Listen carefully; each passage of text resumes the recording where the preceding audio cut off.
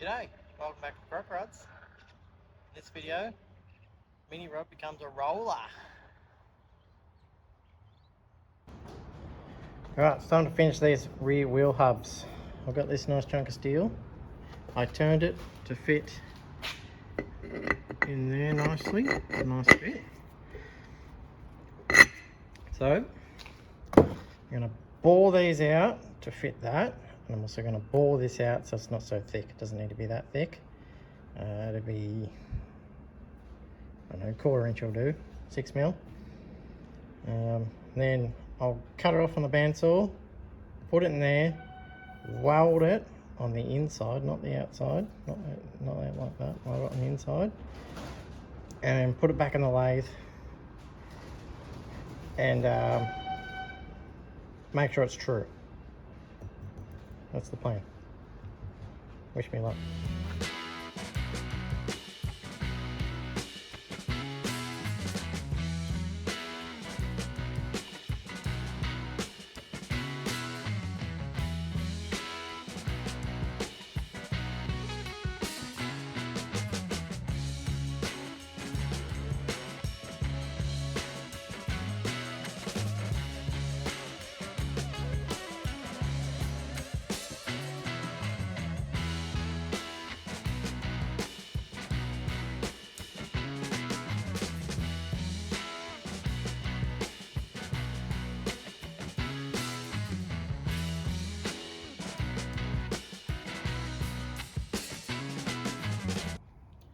There they are.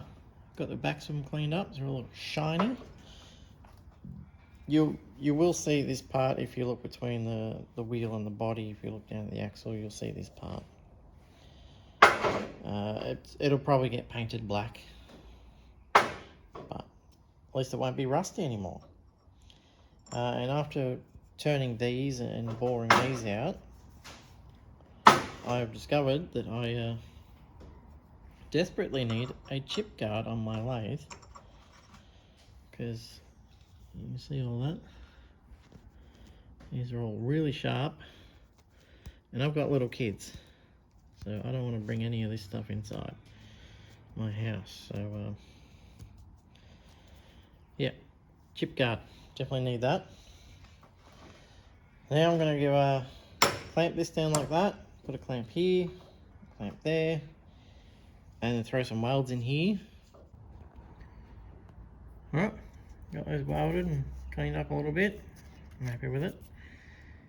Now, on to making the holes. I have to do some maths. Well, I did maths.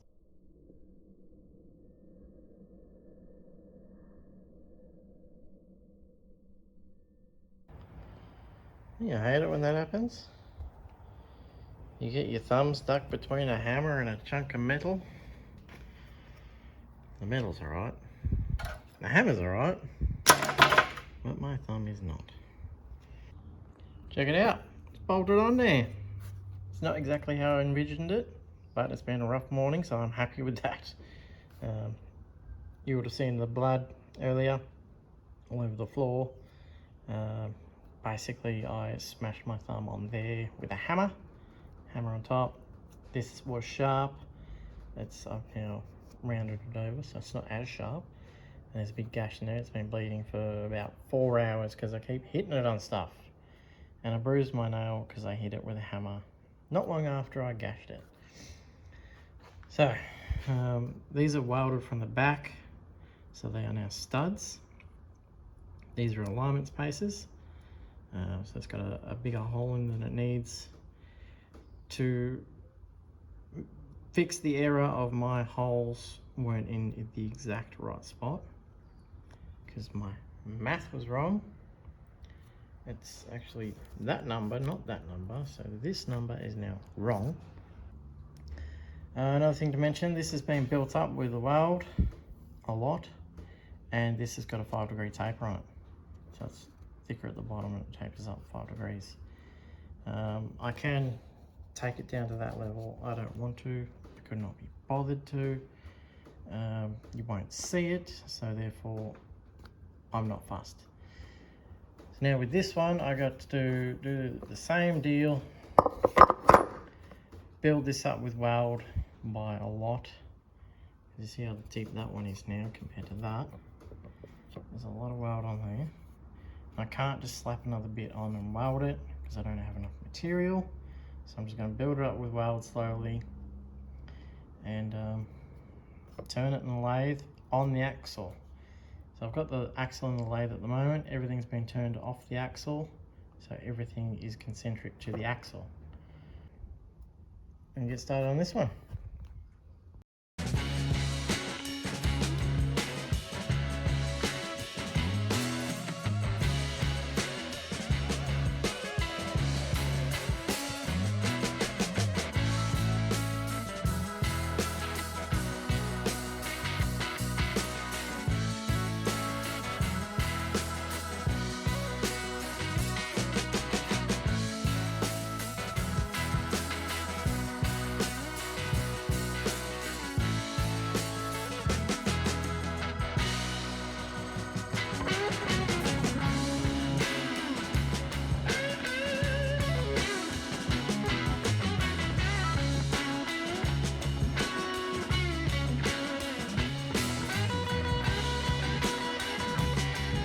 There it is. You can barely rotate the wheel on this. That's how nice of a fit it is. And you can see it's just making contact in there. Pretty pleased. Yeah, for the fun part of drilling the holes. Yeah. So I'm going to pretty much do what I did last time. Colour these in black. And then scribe them as central as I possibly can.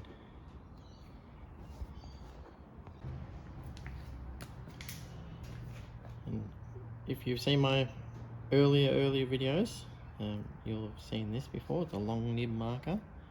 It's a handy little thing to have. You get your normal texters, they don't really fit inside holes. Not nicely anyway. Handy dandy. Right, now I'm going to mark these holes. So as I said earlier in this video, my math was wrong.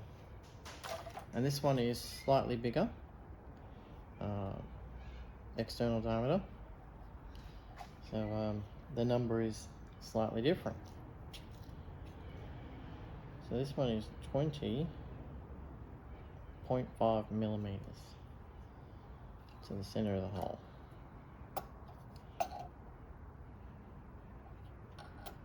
Which doesn't look right.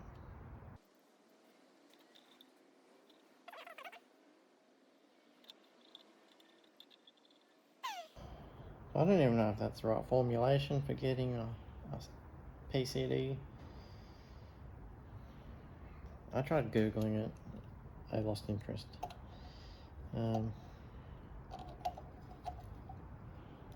Just by eye though, it looks like that's the center.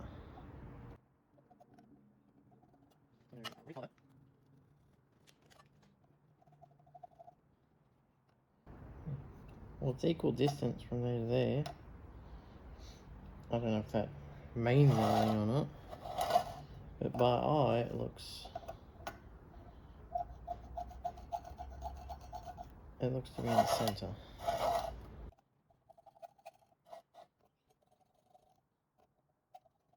And then I got this gadget.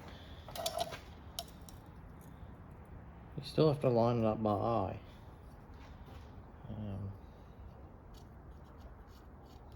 I don't know if you know this, but these little squares come with a scribe.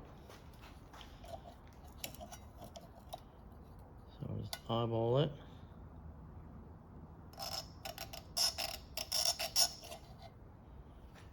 Looks pretty center.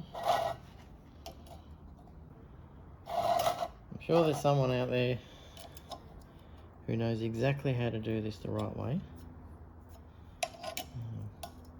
Leave a comment and let me know.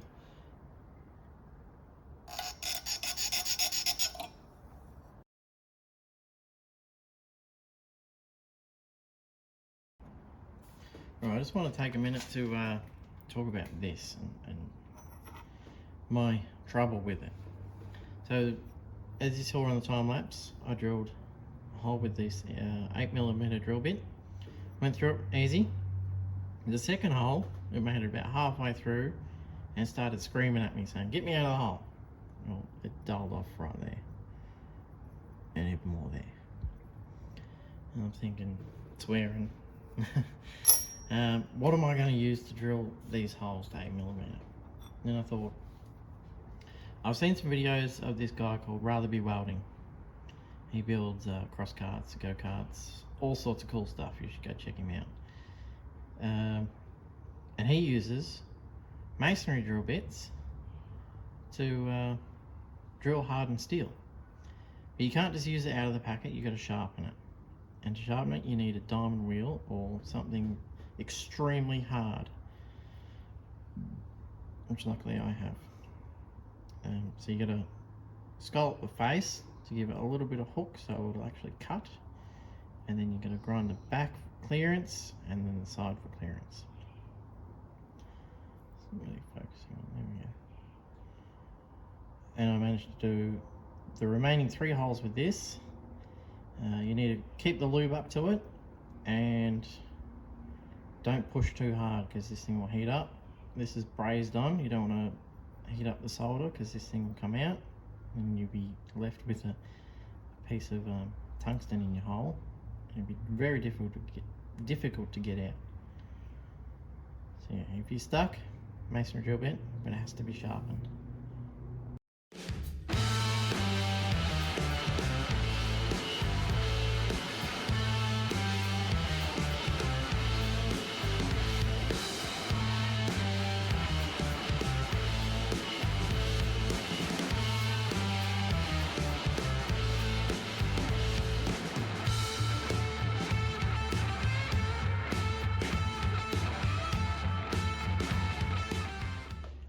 I'll just give you a moment to wrap your brain around that.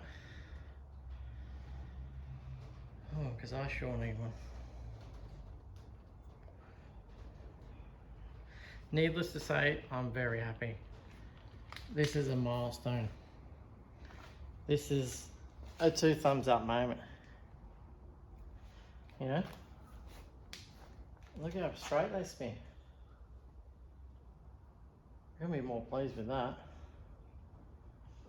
Now onto the front suspension, the front wheels. Get them mounted up, and be all hunky dunky rolling around. I'll get this thing running and do some burnouts, or at least try to anyway.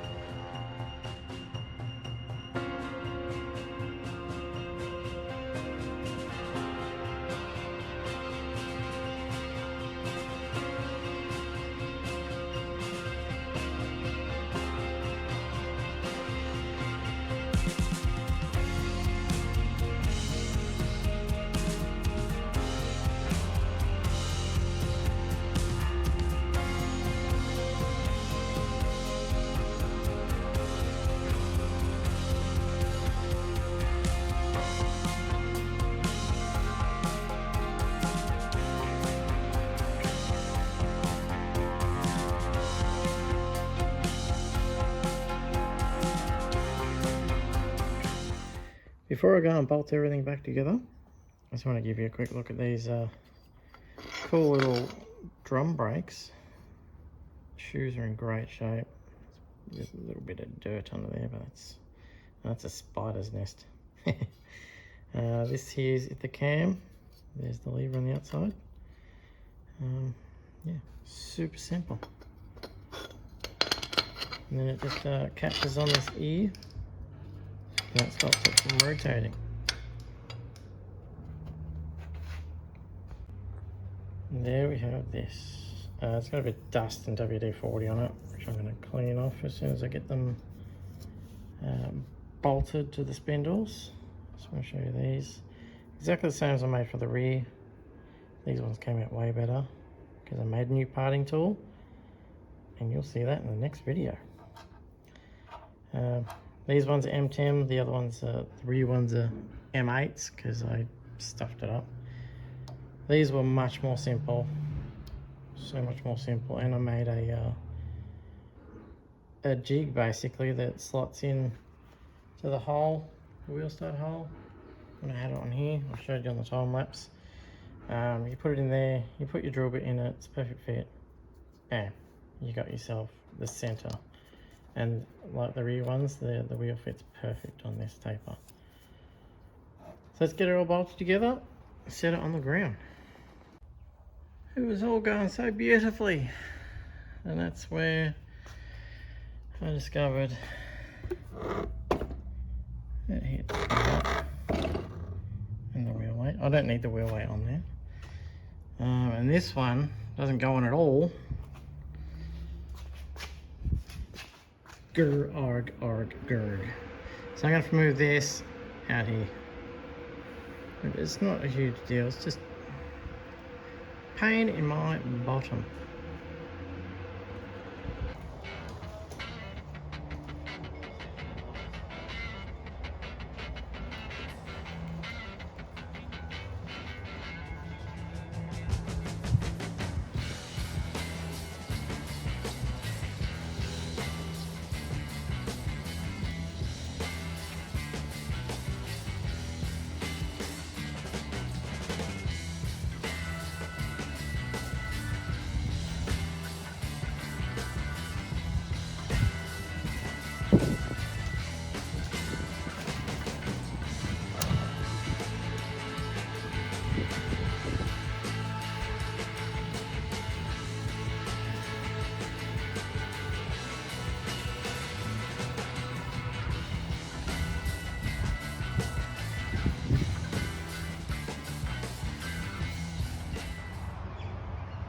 Check this out.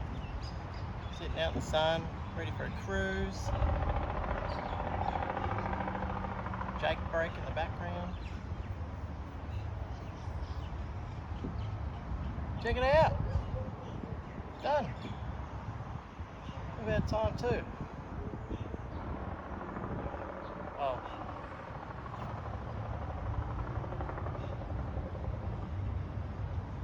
Check it out. It's done. Well, not really. It's just a roller. There's still a lot of work to do. Gotta get this thing running. Yeah, a lot of work to do. But it's getting closer. Hey, check it out. Thanks for watching.